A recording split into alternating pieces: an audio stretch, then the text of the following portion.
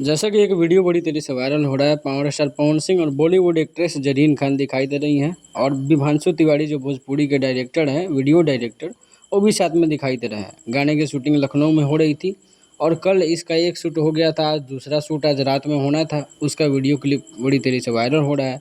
गाने की कुछ डिटेल्स के बारे में बात कर लेते हैं। तो ये गाना टी सीरीज़ के थ्रू आने वाला है और इसके जो कास्टिंग डायरेक्टर हैं उनका नाम है मोहम्मद सैफ। उन्होंने ही जरीन खान को पवन सिंह के साथ कास्ट किया है और ये वही कास्टिंग डायरेक्टर हैं जिन्होंने मालिक फ़िल्म के लिए राजकुमार राव को कास्ट किया और भी जितने भी मालिक फ़िल्म के एक्टर हैं उनको भी कास्ट किया। यानी बॉलीवुड के बहुत सारे प्रोजेक्ट में ये कास्टिंग डायरेक्टर हैं।